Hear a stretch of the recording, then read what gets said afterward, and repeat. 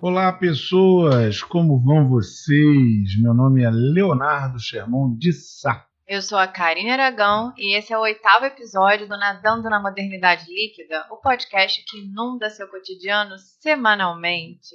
Eu quero começar agradecendo muito aqui a galera que respondeu a pergunta que eu fiz lá no Story. Quem acreditava que a educação ainda tem um papel importante na formação cidadã? Tive algumas respostas bem diferentes, o que me confirmou como a escola é aprendida de maneira diferencial, tanto por quem está dentro quanto por quem está fora dela. Em especial, a resposta do João Felipe me chamou a atenção, porque ele foi bem prático, ele me disse não, e aí eu perguntei para ele, pedi para que ele me explicasse um pouquinho sobre essa impressão dele de que a escola não funciona como uma formação social.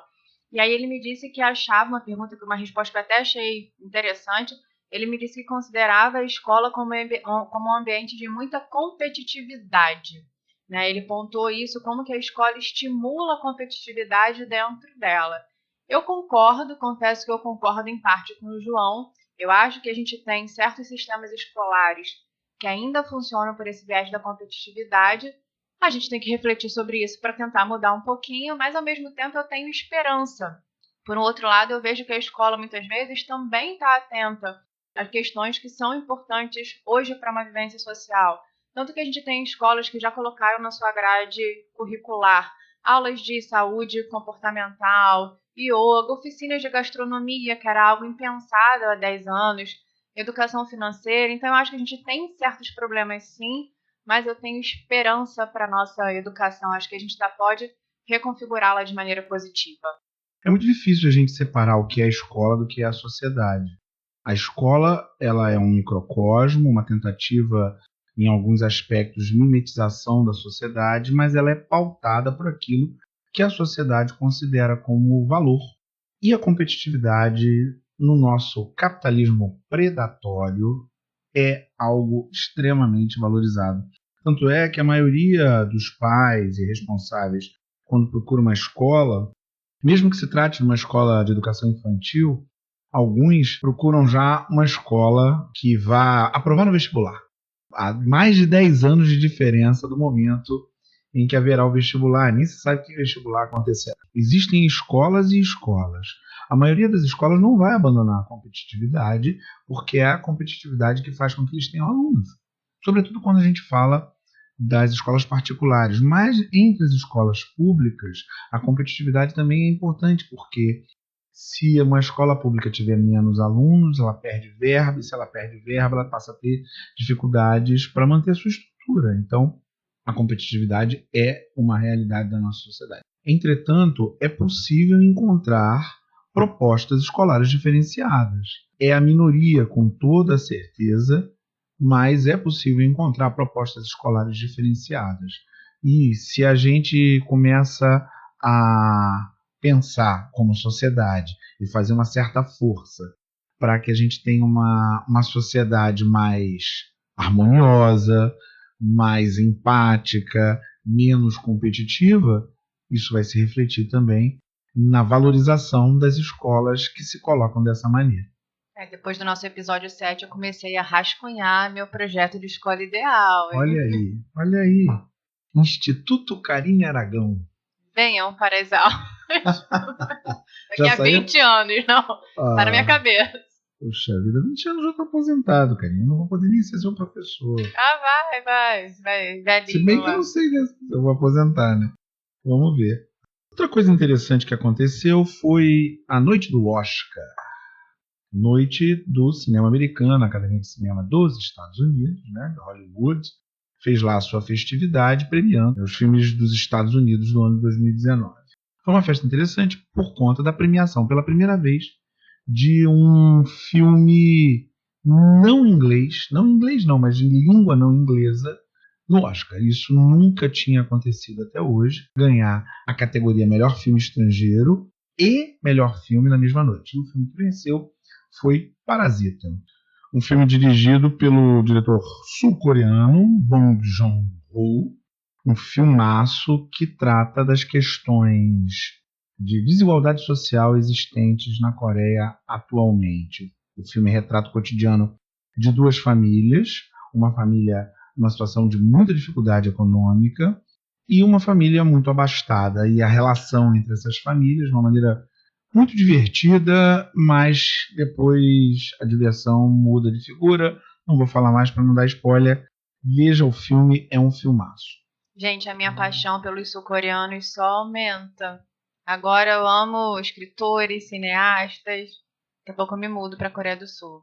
Além disso, é importante dizer que numa categoria fortíssima, que foi a categoria de documentário, nós tivemos um filme brasileiro, o documentário Democracia em Vertigem, da diretora Petra Costa. Fez um excelente papel, é muito difícil ser indicado. Imagina, um filme brasileiro ser indicado para qualquer coisa é muito difícil, é um prêmio do cinema americano. E o Democracia em Vertigem foi lá, fez um bom papel, perdeu para o filme que está na Netflix, American Factory, que é um filme que tenta discutir sobre as questões da implantação de uma fábrica chinesa nos Estados Unidos. Os demais filmes da categoria, eu acompanho aqui o pessoal da área dizendo que eles são muito bons. O tal do Rony Land, estou muito interessado em ver, mas não apareceu ainda. Petra, parabéns mesmo que você não tenha ganho. Muito bacana ver essa tendência de certas produções cinematográficas nossas. Passados nossos agradecimentos e o nosso momento Oscar, Karine e Leonardo Germont, vamos mergulhar na temática de hoje? Vamos mergulhar!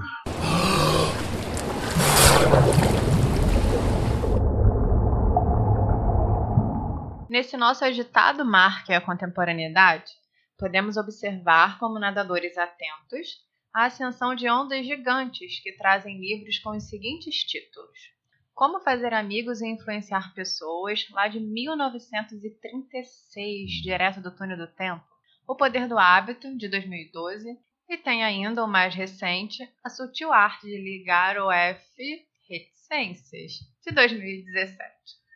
Em comum, esses livros tentam desvendar até que ponto as opiniões alheias e o nosso contexto de vivência interferem nas nossas ações. Daí eu te pergunto, Leonardo Germont de Sá, você é influenciável? É muito difícil não ser influenciável. A gente tem na nossa cultura popular um monte de ditados que dão conta disso, do tipo, quem anda com os porcos farelo come. Esse era do top 3 lá de casa, quando a minha mãe queria me dar uma bronca porque eu estava fazendo alguma coisa errada e tinha colegas fazendo coisa errada junto comigo. Quem anda com porcos farelo come. Tem uma outra também que é passarinho que acompanha morcego dorme de cabeça para baixo. E tem o mais comum de todos, que as pessoas também acham, inclusive, que está na Bíblia. Dize-me com quem andas, que te direi quem és. Ainda coloca nesse formato, né? Minha mãe usa os 3 até hoje. Usa os 3 até hoje. Então, essa ideia de que nós somos influenciáveis é uma ideia muito forte na cultura popular. Até porque não tem como não ser influenciável. Nós fomos programados pela natureza para sermos influenciados o tempo todo. Durante muito tempo se discutiu se nós chegávamos prontos a essa vida ou se nós íamos sendo construídos ao longo do tempo. Se a nossa mente ela já vinha pronta, uma proposta chamada de nativismo, ou se a nossa mente ela era construída a partir das relações com o meio que a gente vive, com as relações com os outros humanos, das relações de uma maneira geral.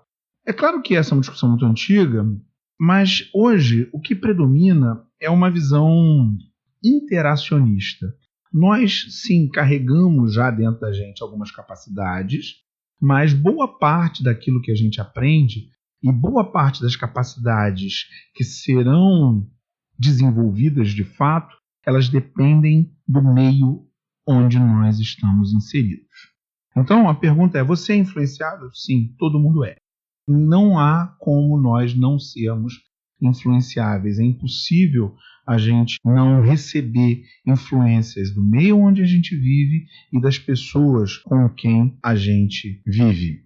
A gente é assim porque a gente foi programado para ser assim. Há pouco tempo, nos anos 90, um pesquisador italiano chamado Giacomo Rizzolatti, ele descobriu os neurônios espelho, que são neurônios que têm a função de fazer com que nós aprendamos a partir do exemplo de uma outra pessoa. Essa descoberta foi feita a partir de macacos que tinham os seus cérebros monitorados. Os cérebros desses macacos reagiam às máquinas, conseguiam verificar a ação nos cérebros quando eles estavam realmente fazendo alguma coisa, e essas máquinas verificavam que os cérebros desses macacos reagiam da mesma maneira quando eles observavam alguém fazendo alguma coisa. Aquela ação, pegar alguma coisa, acendia alguma coisa lá na máquina. O macaco, vendo alguém pegar alguma coisa, fazia com que as mesmas áreas acendessem na máquina. Depois, é claro, foi pesquisado isso também com cérebros humanos, a partir das tecnologias de imaginamento cerebral, e descobriu-se que realmente nós todos temos a capacidade de, a partir da imitação, aprender coisas. O meu cérebro reage da mesma maneira em fazer alguma coisa e observar alguém fazer alguma coisa. Isso tem muito a ver quando algumas pessoas me perguntam assim, como que eu crio no meu filho um hábito de leitura? Então a melhor maneira seria que ele pudesse te ver lendo. Exatamente. É isso, né? A ideia basicamente é essa. O ambiente de leitura promove a leitura. Você falar, você precisa ler. Se você mesmo ler. quer uma influência direta, você não lê. Filhos falando, não, mas eu compro o livro e boto lá. Mas compra o livro, mas é um livro que você leu, você vai discutir, vai ter um ambiente de leitura, ou seja, vai ter os livros, vai ter gente que leu aqueles livros para discutir, aqueles livros para indicar, né? E as pessoas leem, tem momento para isso. Realmente, a gente aprende muito a partir da observação das outras pessoas. É por isso que nós nos formamos, nós, a humanidade, nós nos formamos através de laços que nós estabelecemos formando sociedades, laços culturais, os laços do compartilhamento de pensamentos entre todos nós. Grande Aristóteles, lá no seu livro Política, quando ele está discutindo a vida na cidade, né, ele diz claramente, o homem é um animal cívico. O homem é um animal que vive em sociedade, mais até do que outros animais que vivem juntos.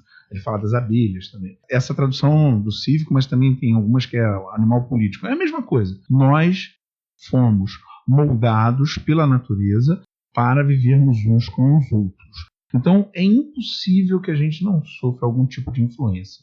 A gente pode até tentar se livrar dessas influências. Aí é uma outra coisa que a gente pode discutir.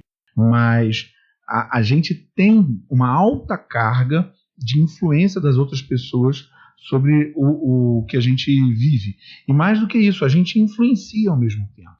Na verdade, o que acaba acontecendo, e é isso que diz a teoria social cognitiva hoje, é que a influência de uma pessoa sobre a outra, a influência do meio sobre a pessoa, ela não é total. Na verdade, é um conjunto de influências que acontecem ao mesmo tempo. O indivíduo, com seu comportamento, ele acaba influenciando o meio, e o meio acaba influenciando as crenças do indivíduo, que influenciam o comportamento que ele tem, que influencia o meio. Enfim, acaba tendo um conjunto de influências o tempo todo acontecendo. E você? Você é influenciável, Karine? Ou melhor, o quão influenciável você é? Já declaro que eu sou extremamente influenciável. Tudo me influencia na minha vida. Se o tempo tiver, por exemplo, chuvoso e nublado como hoje, gente, a gente está gravando na segunda-feira aqui em Niterói, embaixo d'água, esse tempo cinza já me influencia. Eu tenho a sensação de que o dia não aconteceu. Hoje, por exemplo, a gente teve poucos momentos de sol e eu já fico mais para baixo. Em contrapartida, quando a gente tem um dia iluminado, eu já sou uma pessoa mais feliz só porque eu estou num dia, eu considero alegre, num dia cheio de luz. E eu, há um tempo, acho que tem uns 2 anos, que eu ficava tão encucada com isso, falando, gente, eu sou louca, como que um dia cinza me deixa pra baixo, um dia com luz me deixa feliz? Que eu fui procurar e isso tem um nome, tá? Eu sofro de heliofilia. Então, os dias iluminados, foi brincadeira, mas enfim, os dias iluminados me deixam mais felizes. Então, essa influência do ambiente, para mim, é direta.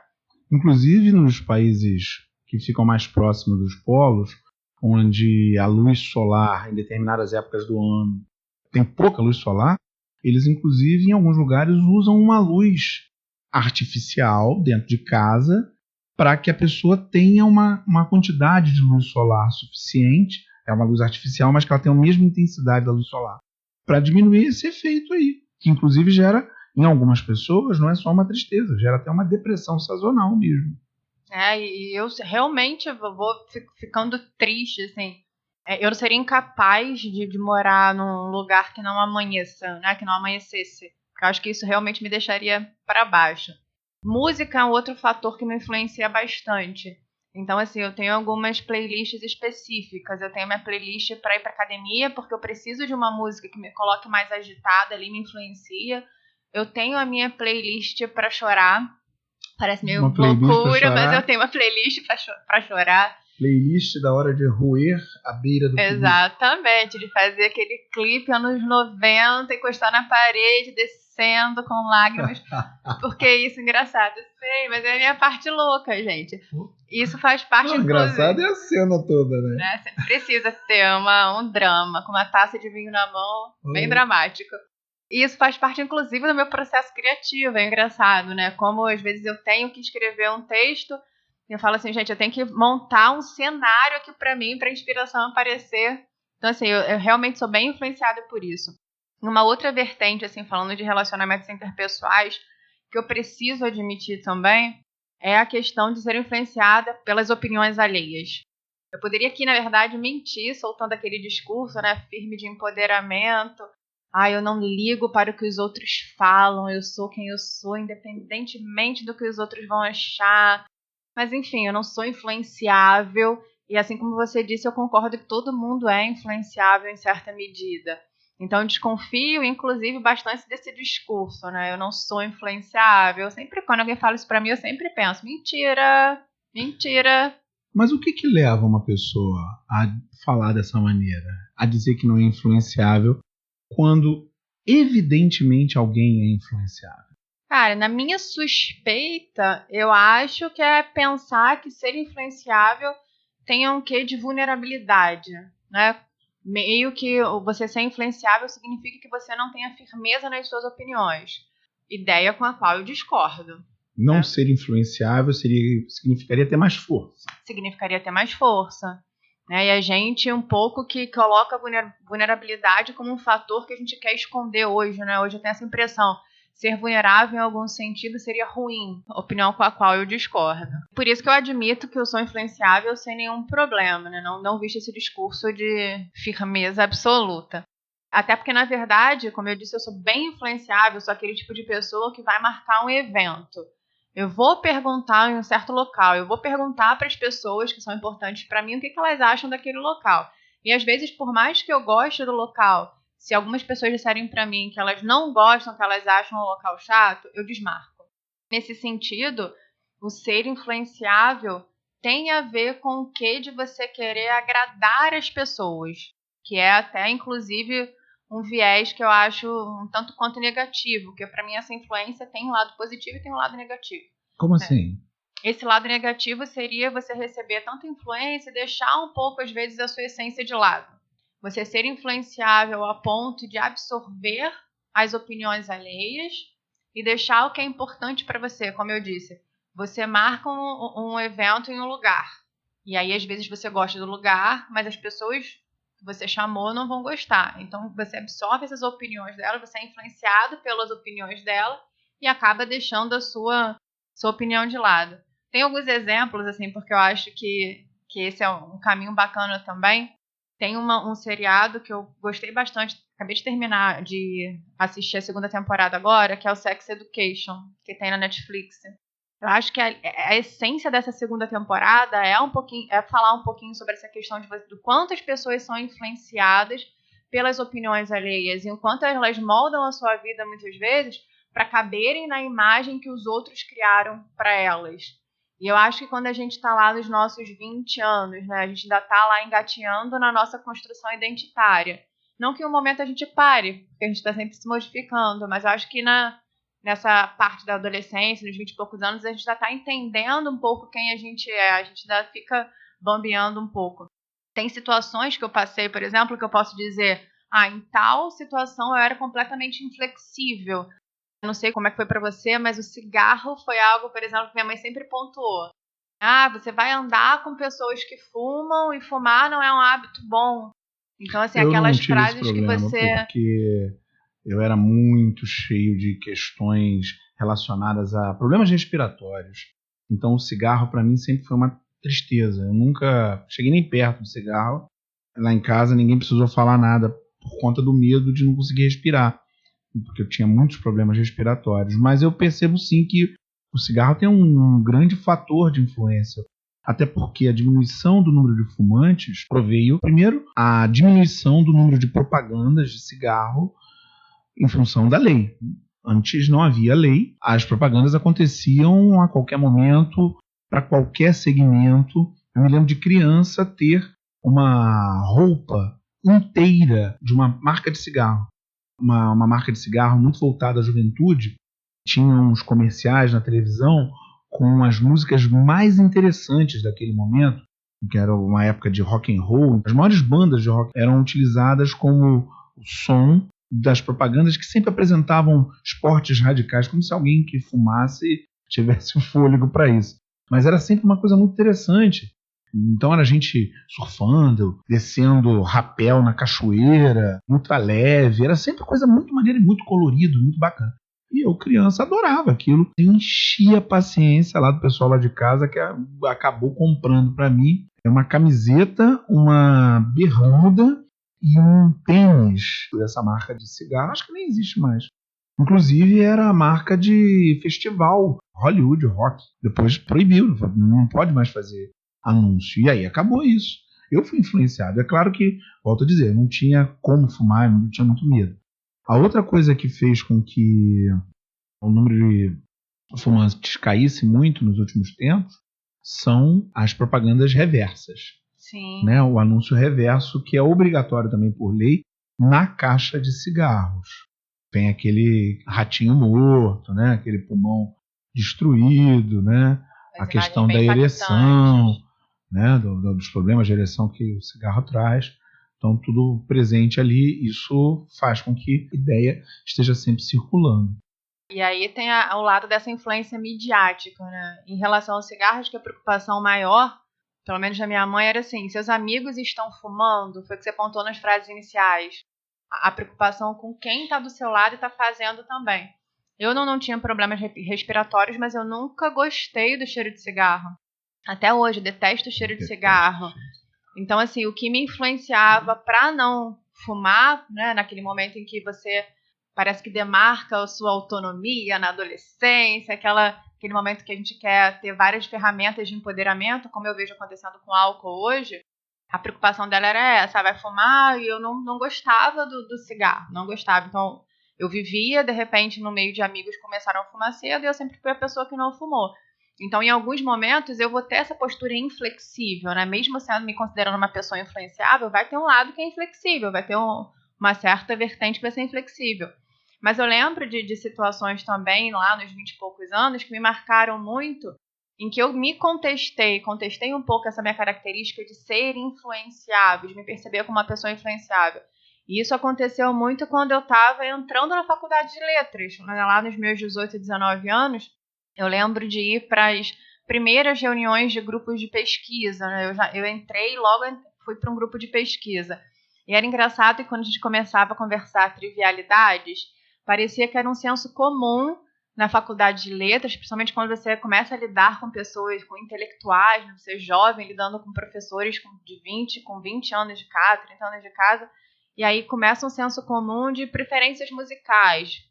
Você entra na faculdade de letras, você tem que gostar de Chico Buarque, você tem que gostar de Milton Nascimento, você tem que gostar de Tom Jobim. Então é um meio... Mas não tem, não? Então... Tem, é obrigatório. É obrigatório, parece que é fácil para estar no seu vestibular, preenche a prova. É obrigatório para você ser uma pessoa feliz, uma pessoa bacana e tal. Então, eu adoro, você tá rindo, mas eu adoro, assim, Chico Buarque, principalmente Chico Buarque, né? Eu gosto dessa galera, Tom Jobim, amo, tá na minha playlist Chorar também. Falando sério, não acho que tem que gostar, mas todo mundo deveria ouvir, porque é a história da música do nosso país. Eu também acho, mas um ponto aí me incomodava. Não ouvi para sempre, mas ouvi, travar contato com isso, saber o que está ali, entender aquilo. E depois, se você gostar, você continua ouvindo. Senão, não. É que nem ler os clássicos da literatura, por exemplo. Tem que testar. Mas o que me incomodava nisso é que, por exemplo, eu amo Chico Buarque, mas eu adoro Fábio Júnior. E aí... As metades da laranja. Não, já cantei nesse podcast, não vou cantar de novo, não. O que me marcou muito em relação a isso foi que eu me sentia completamente no lugar errado para falar que eu conseguia gostar de Chico Buarque e conseguia gostar de Fábio Júnior ao mesmo tempo. Então, assim, eu escondia uma parte que, para mim, hoje eu vejo como essencial, porque faz parte de uma música que eu gosto, adoro ouvir, Alma Gêmea, Pareçam Meninas, adoro essas músicas, né? Felicidade. Mas naquelas reuniões, eu sofria a influência das pessoas que falavam mal desse tipo de música, e em muitas reuniões eu fui a pessoa que falou mal desse tipo de música. Você? Eu me deixava influenciar lá nos 20 e pouco, eu ficava, gente, eu saía de lá tendo a consciência de que eu tinha agido completamente diferente do que eu pensava. Mas fui totalmente influenciável por esse ponto. Tô falando de gosto musical, mas a gente começou falando de filme. A mesma questão em relação a filme. Eu consigo gostar de Parasita e de PS Eu Te Amo. Né? Acho que isso tudo vai fazendo parte e a gente vai pegando na nossa vivência. Por isso que hoje eu acho que a maturidade dos 30 e poucos anos me ajuda a equilibrar um pouquinho essas duas questões em relação a ser influenciável. Eu consigo ter uma capacidade de absorver influência externa, mas também uma firmeza nas minhas opiniões. E acho que isso tudo, essa ideia, essa discussão de você ser influenciável ou não, também vai tangenciando uma outra questão que é importante. Porque o quanto você é influenciável, como a gente está discutindo aqui, tem a ver também com a sua possibilidade de escolhas. Tem a ver com a sua liberdade para escolher, dependendo da situação em que você vive. E aí acho que é uma discussão interessante, né? Por isso eu te coloco para pensar nessa realidade, nesse contexto que a gente tem. O quanto você acha que nós somos livres para escolher diante da nossa realidade? Qual a sua ideia de liberdade hoje? Você acha que nós somos pessoas livres? Você se considera uma pessoa livre em meio a esse contexto que te influencia diretamente? Tem uma entrevista muito interessante do Bauman, que tem no YouTube. Depois a gente pode até colocar esse link por aí, em que ele apresenta uma ideia sobre a liberdade. A liberdade, ela não anda sozinha. Na verdade, a liberdade ela é um conceito que anda lado a lado com o conceito de segurança. Apesar de estarem lado a lado, eles são polos opostos. Liberdade e segurança. E a maioria de nós, a grande maioria de nós, não gostaria de viver em um ambiente de liberdade total, nem de segurança total. Porque a liberdade total, uma liberdade sem nenhum tipo de controle, significaria uma vida sem segurança nenhuma. No momento em que eu tenho liberdade total, eu posso fazer o que eu quiser. E já que a gente está falando das influências, né, vamos dizer assim, se eu tenho liberdade total, eu posso dizer o que eu quiser para qualquer pessoa, magoando todo mundo, né, eu posso me afiliar a ideias horrorosas como racismo, machismo, homofobia e por aí vai. Então a liberdade total ela é um problema. Ao passo que a segurança total, o outro polo, se eu vou me aproximando do lado da segurança, a cada passo que eu dou para a segurança, eu vou diminuindo a minha liberdade. E se eu chegar lá na segurança total, isso é o fascismo, é o autoritarismo, é o controle total da vida das pessoas. Você não pode falar nada, você não pode fazer nada, você não pode pensar nada, você não pode ter opinião própria. A dificuldade toda é como se organizar para escolher um ponto dessa escala em que você se sinta confortável.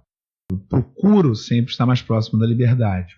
E com isso eu acabo entrando muitas vezes em debates com as outras pessoas. Porque como eu optei pela liberdade, eu optei por pensar de uma maneira muito singular. Quanto mais singular e mais livre eu for na minha forma de pensamento, menos eu vou me ligar aos grupos que pensam de determinadas maneiras específicas. Ou seja, eu vou ficar menos influenciável e mais singular. Foi isso que eu optei no passar do tempo. Mas eu percebo que essa não é a opção de todo mundo. Eu conheço muitas pessoas que optam por calar aspectos da sua singularidade, e eu já fiz isso na minha adolescência, quando era mais jovem, calar aspectos da sua singularidade em nome de não desagradar o grupo onde você está inserido. É comum que isso aconteça. E eu acho ruim, porque não posso fazer parte de nenhum grupo e não ter nenhuma amizade com quem eu não possa discordar. Eu posso concordar ou não, isso é irrelevante para as amizades. O que eu não posso é ter uma amizade ou participar de um grupo em que a minha concordância tenha que ser obrigatória. Se eu gostasse de Fábio Júnior, não tem nenhuma predileção especial pelo Fábio Júnior, não. Mas também não tem problema com ele. Metade da laranja não está na sua playlist? Não. Do Fábio Júnior eu gosto daquela outra do 20 e poucos anos. Aquela eu gosto. Nem por você, nem por ninguém. Eu gosto mais da versão do Raimundos, mas essa é boa também. Mas se eu gosto de Fábio Júnior, eu tenho que poder dizer que eu gosto de Fábio Júnior. E se a pessoa discorda e não gosta, ela fale lá o que ela não gosta. Mas ela tem que saber que eu também vou falar. Que eu vou me colocar. E aí a gente vê. Para mim, esse é o ponto central da liberdade. A liberdade de você expor as suas ideias e discutir livremente essas ideias em qualquer ambiente que seja. E você? Você falou do Bauman, eu adoro essa ideia do Bauman, né? Da insegurança e da liberdade, da segurança, na verdade, da liberdade, como ele problematiza.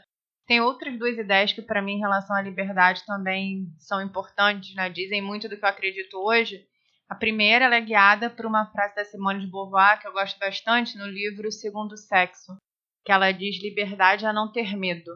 E aí ela coloca isso, ela usa essa frase para pontuar a ideia de liberdade como um dos fatores que marca a diferença entre a vivência de homens e de mulheres, colocando que homens seriam mais livres porque estão expostos a menos fatores de risco e de julgamento do que mulheres. Quanto mulher, eu não me sinto livre. Eu não posso dizer que eu sou livre, porque eu sei que tem situações que eu estou em vulnerabilidade e que tem um juízo estético, corpóreo, que me coloca numa situação com menos liberdade por ser mulher. Existe uma vivência do ser mulher que limita a minha liberdade. E mesmo para além disso, eu acho que hoje a gente não pode se considerar livre, porque a minha impressão é que a gente vive sob o imperativo do medo. É outro ponto que até o próprio Bauman trata lá no Medo Líquido. Ele vai pensar essa ideia como a gente tem medo de tudo hoje. Então esse medo constante, esse imperativo do medo, essa ideia de que tudo nos assusta, inclusive uma pessoa que pense diferente da gente, parece que a gente está perdendo essa noção de que você pode conviver com uma pessoa com a qual você discorde, né? Até uma pessoa que pensa diferente de você te assusta. Eu acho que isso tem limitado a nossa liberdade um pouquinho, sim. A gente tem muito medo, talvez, também das coisas que a gente não pode controlar. Isso limita as nossas ações. A gente tem medo da morte, a gente tem medo de doença, a gente tem medo de acidente, de opiniões alheias, a gente tem medo da rejeição. Isso tudo limita a nossa vivência. Nesse ponto eu vou concordar muito com Freud, quando ele diz que a gente vive um momento, que a gente vive uma constante sensação de castração dos nossos desejos. E essa castração dos nossos desejos tem muito a ver com a falta de liberdade, tem muito a ver com não poder viver a partir dos seus instintos. No entanto, como você colocou, eu também acho que viver sob os nossos instintos não seria a solução, né? Imagina se a gente fizesse tudo de maneira instintiva, se a gente não pensasse que a gente tem um pacto social, né, um pacto de civilidade, se a gente não apelasse inclusive para a nossa racionalidade. A gente colocou até aqui lá no nosso episódio 2, em que a gente estava discutindo a questão das viagens, a gente pontuou isso, como é importante a nossa noção que a gente vive numa situação de coletividade, para você não, vou ouvir uma música alta e invadir o espaço do outro. Então, assim, vou ouvir uma música alta porque eu quero, é a minha liberdade. Não, a gente vive em meio ao coletivo. Então, não viver na liberdade total teria também o seu lado positivo. Eu vejo pelo menos dessa forma. Tem um outro lado da liberdade que eu também acho interessante, que é a gente pensar nessa liberdade em relação às escolhas que o indivíduo pode fazer, que é uma liberdade muito pautada por esse contexto. Às vezes as escolhas do indivíduo, esse momento de liberdade, ter ou não liberdade no indivíduo, é pautado por uma situação social que ele vive. Porque muitas vezes o que ele vive, né, as possibilidades de liberdade de escolhas que ele tem, são baseadas nesse contexto. Tem uma colocação que uma pessoa próxima a mim fez há pouco tempo. A gente estava conversando e ela soltou essa ideia, né? Eu não entendo por que gente pobre tem filhos. Por que eles não evitam. Que horror. Eu estava, inclusive, num grupo de pesquisa. E essa frase me bateu, assim, tão mal, né? Que eu podia... Porque ela é horrorosa, né? Ela é horrorosa. E eu podia, assim, eu pensei em várias coisas. Isso beira a eugenia. Beira não, isso é um pensamento eugênico. Traz, né? Isso tá louco. Eu pensei, e na hora que a pessoa falou isso pra mim, eu pensei, isso dá um podcast. Estamos aqui. E aí, assim, eu tinha várias coisas pra falar pra essa pessoa, mas enfim, eu só respondi, né? Você já parou pra pensar que tem pessoas com acesso a informação diferente do seu? Tem pessoas com perspectivas diferentes completamente das suas, tem pessoas que têm possibilidades diferentes das suas de fazer escolhas. E a nossa possibilidade de fazer escolhas está ligada à liberdade.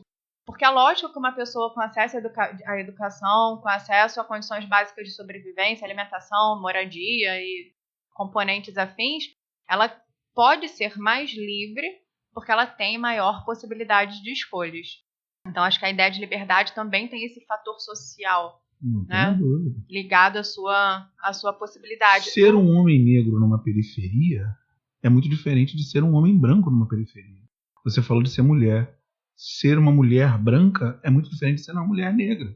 E ser uma mulher branca de classe média ou rica é muito diferente de ser uma mulher negra pobre, periférica do ponto de vista econômico.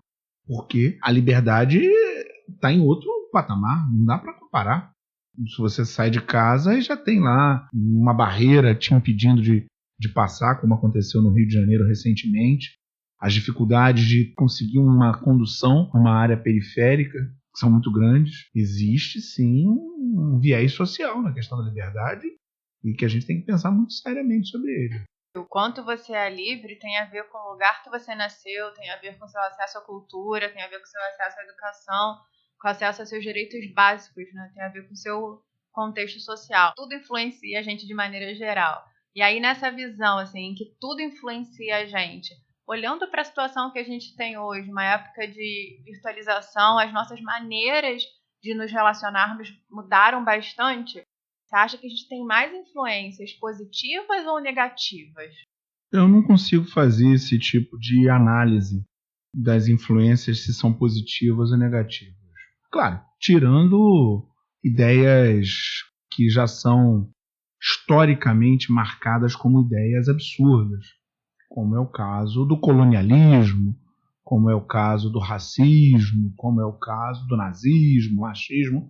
Essas ideias, homofobia, uma influência que vem nesse caminho, é uma influência horrorosa, não há o que negar. Mas, tirando isso que é claramente terrível, e esses preconceitos todos, é muito difícil dizer se a gente tem mais influências positivas ou mais influências negativas, assim de cara, porque o que a gente está vivendo é um fluxo de informação incessante numa dimensão que a gente nunca, em momento algum da nossa história, teve. É uma coisa absolutamente nova. O McLuhan, né, já dizia, o meio é a mensagem. Tão importante ou mais importante do que a mensagem é o meio aonde ela vem. E ele, na época, estava refletindo sobre televisão. Imagina como seria agora, como é agora. A gente está o tempo todo conectado, o tempo todo em contato uns com os outros, o tempo todo recebendo informações selecionadas por um algoritmo que não foi feito por nós, que não foi feito pelo grupo ao qual eu pertenço, nem no país onde eu vivo, na maioria dos algoritmos que eu utilizo, ou que me utilizam, que não sei se eu que utilizo o algoritmo ou o algoritmo que me utiliza, né? Não foram feitos aqui no Rio de Janeiro, não foram feitos em Niterói, não foram feitos no meu bairro. Então a questão não é se existem mais influências positivas ou negativas circulando. A questão é se é possível eu receber essa quantidade de influências gigantesca que eu não consigo manejar o tempo todo chegando até mim. Eu preciso refletir sobre isso. É claro que se vem uma quantidade de informações positivas sobre um mundo melhor, sobre coisas boas que as pessoas estão fazendo, eu vou viver mais feliz, eu vou me sentir melhor. O problema é que eu posso também entrar no mundo de Poliana, fazendo jogo do contente. Olha, só tem coisa linda no mundo. Não, tem um monte de crueldade acontecendo, tem um monte de problema. Aí, por outro lado, eu vou observando só coisas difíceis e pesadas e complicadas, e aí eu começo a pensar, bom, o mundo é terrível, não tem nada de bom. Também não é assim. A questão é se há um número grande de influências positivas ou negativas, ela é até irrelevante. O mais importante é saber o que fazer com essas influências todas. Como que eu vou me portar frente a elas? Como que eu vou interagir com elas e o que eu vou fazer disso? E você? Tem mais influências positivas ou mais influências negativas? Eu acho que depende, porque se você vai ter mais influências positivas ou negativas, vai depender do que você vai escolher para cercar a sua vida. E aí, quando eu pontuo isso, como você estava falando, a gente tem um fluxo de imagens, de influências que é gigantesco. Então, assim, a gente precisa hoje organizar a nossa vida, tanto orgânica, as pessoas que vão cercar a nossa vivência orgânica, como também a sua mídia digital, né? Eu acho isso importante. Você acabou de pontuar que a gente pode correr o risco de só ter influências positivas, né, e viver num mundo fantasioso. No entanto, enquanto você estava falando, eu estava pensando o seguinte: a gente fala muito que as redes sociais são tóxicas, né? Se fala muito do Instagram, saiu um estudo dizendo que o Instagram é a rede social mais tóxica que existe, mas eu acho que depende muito também da sua maneira de lidar com o Instagram. Eu, por exemplo, sou apaixonada por animais, principalmente cachorros, né? Eu sou enlouquecida por cachorros. E aí, por um tempo, eu segui alguns feeds que denunciavam crueldade com animais, porque eu achava que de alguma forma eu queria contribuir com uma petição, né, com denúncia e tudo mais. Só que aquilo começou a gerar em mim uma coisa tão ruim que eu falei, não dá, não posso. Isso significa entrar no mundo de Poliana, fazer o jogo do contente, fingir que não tem pessoas que façam maldade com animais? Não sei, porque eu sei que essa maldade existe, eu sei que essas coisas ruins acontecem, no entanto eu não quero ficar vendo aquilo toda hora. E aí cabe naquela questão da seleção. Né? Eu quero selecionar ali no meu feed para passar coisas que não sejam tóxicas. Não significa que eu não sofra a influência de saber que aquilo ali existe, mas eu não quero presenciar aquele ponto. E eu acho que isso cabe tanto quando eu estou colocando assim uma situação drástica, quanto a nossa própria seleção com pessoas. Às vezes a gente reclama, ai, fulano só posta besteira, mas você já parou para, né, você tem a opção de bloquear, de silenciar. Então, assim, essa questão da autorresponsabilização, já que a gente vive num fluxo de influências tão grande, será que a gente não deveria selecionar essas influências para decidir, né, eu quero absorver mais influências positivas do que negativas? Então, eu vou lá e faço uma seleção na minha vida e nas minhas redes sociais também. Agora, pensando nesse ambiente que tudo nos influencia, mídia digital, vida orgânica, essa loucura toda, e agora, José? E agora, José? Leonardo Sherman de Sá. Entre tantos fatores que podem criar uma rede de influências na nossa vida, eu te pergunto, como se tornar uma pessoa firme em suas opiniões, sem se perder no obscurantismo das convicções? É bom que a gente seja firme em algumas opiniões.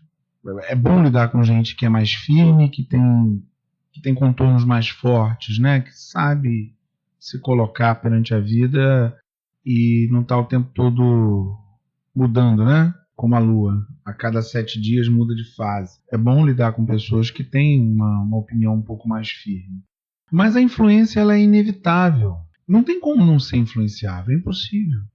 Mesmo essas pessoas que buscam e que têm adotado uma visão obscurantista, fundamentalista, intransigente, virou moda para algumas pessoas ter uma postura nesse sentido, né?